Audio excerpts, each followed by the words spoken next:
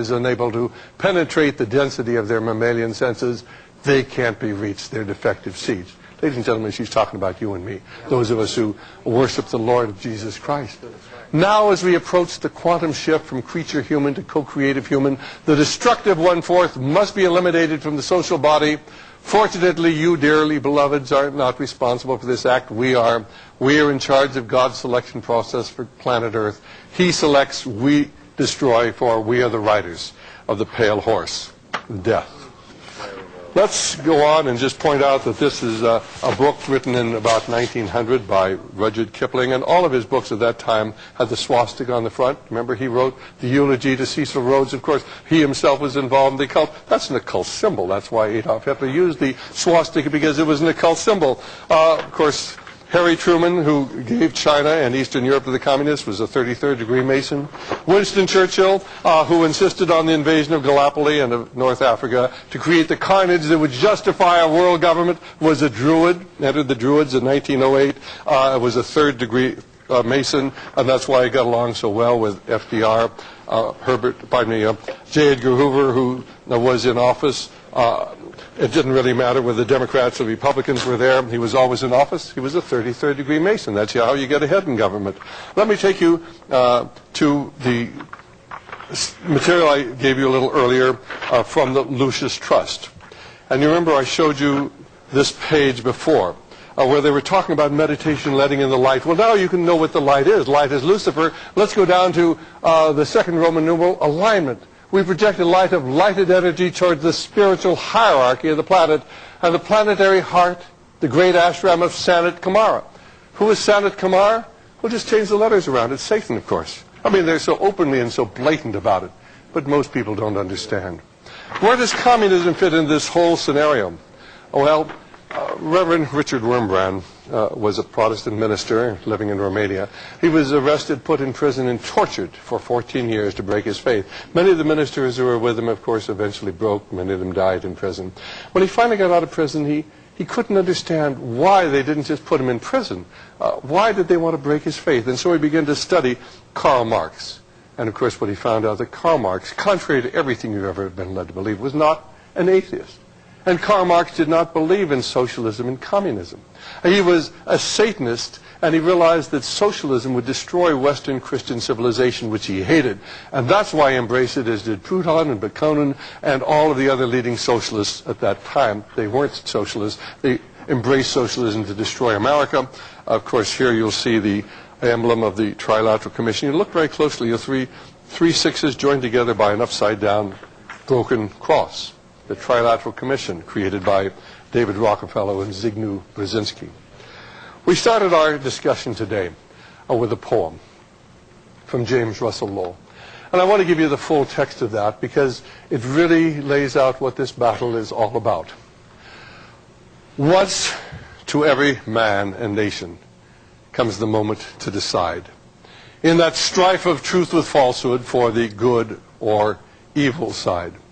Some new cause, some new Messiah, offering each the bloomer bright. And the strife goes on forever twixt the darkness and the light. Then decide what truth is noble and to share her wretched crust ere her cause brings fame and fortune and is prosperous to be just. Then it is the brave man chooses while the coward stands aside until the multitudes make virtue of the faith they had denied. By the light of burning martyrs, Christ, thy bleeding feet we track, toiling up new Calvaries ever with a cross that turns not back. Though the cause of evil prospers, yet his truth alone is strong, though her portion be the scaffold and upon the throne be wrong. But that scaffold sways the future, for in the dim unknown standeth God within the shadows, keeping watch above his own. And that's what it's all about. Martin Luther understood this battle when he wrote that great hymn that we used to sing in church. We don't sing it anymore. A mighty fortress is our God, when he said, for still our ancient foe doth cease to worketh woe. His power and craft are great, and armed with cruel hate on earth is not his equal. And St. Paul understood it in Ephesians 6:11 when he wrote, "For we wrestle not against flesh and blood, but against principalities, against powers, against the rulers of the darkness of this earth, against spiritual wickedness in high places." And the devil understood it because on the Mount of Temptation he said to Jesus Christ, if you'll simply fall down and worship me, all of these kingdoms on earth can be yours. But unfortunately, the modern church doesn't understand it. And our ministers tell us, oh, you're not to be involved in anything. Why, Romans 13 will tell you that if you oppose what's going on in the world today, why, of course, you're opposing the will of God. Now, at the beginning of this program, I put on the screen this emblem. And I want to tell you what it is. It appears at the top of page 839 of Morals and Dogma. And you will see the compass and the square. Here's the compass, here's the square, Masonic symbols. Man and woman join together in one body. When they join together, of course, they create life, just as God does. You see the symbols of men and women. On the opposite side, you see modified swastika and an altered cross. You see the symbols of light above, the sun and the moon, always symbols of light and of the occult movement. But you see where their feet are standing. While they're standing on the dragon, who is Lucifer, which of course overshadows the world. Now, every Mason has seen this. Most of them really don't understand it, you see. But why are their feet firmly planted on the dragon? Well, because the dragon is the basis of Masonry and of all the occult secret societies. Theosophy, Rosicrucianism, the Knight Templar, the Illuminati, they are all Luciferian.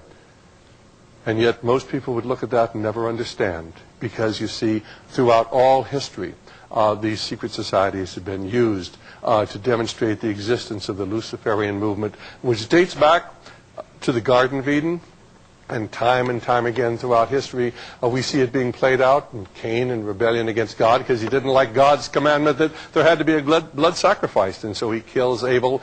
We find it again at the time of Noah, when Luciferianism had literally taken over the world and God had to destroy the world except for Noah and his family. We saw it with Nimrod trying to unite all the world and build the Temple of Babylon. We see the evil taking control in Sodom and Gomorrah. They, of course, had to destroy that completely.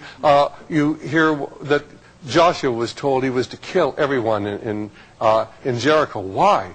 Why? Because they were sacrificing their children to the gods. And this is one thing God could not tolerate. Only Rahab and her family were spared. They were to kill every living thing in Jericho because the evil had taken hold. But the tragedy is that evil has taken hold of our land today.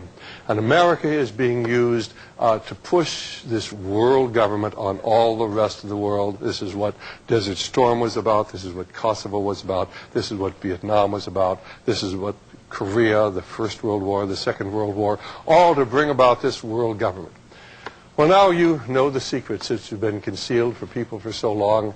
And, of course, we hope that you will become educated, begin to educate others to understand that we are not involved in a political battle. We're not involved in an ideological battle. We're not involved in a cultural war.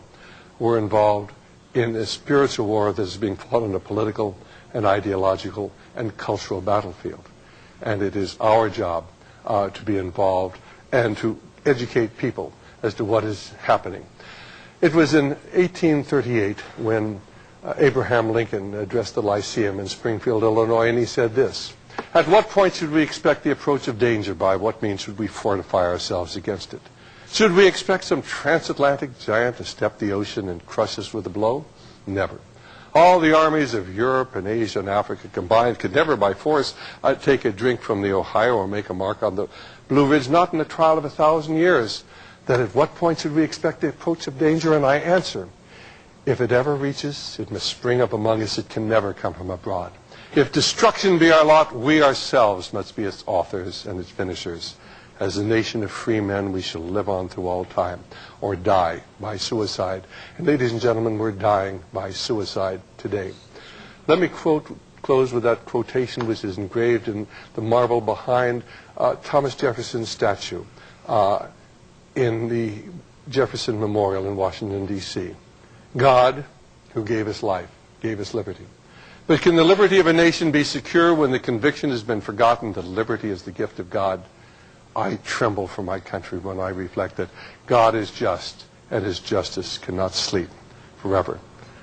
Our job, first of all, is to pray as if it's up to the Lord, and then to work as if it's up to us, to educate people and to bring the truth to as many people as we can in the time that we have left. Let me thank you for your attention and for being such a good audience. God bless you.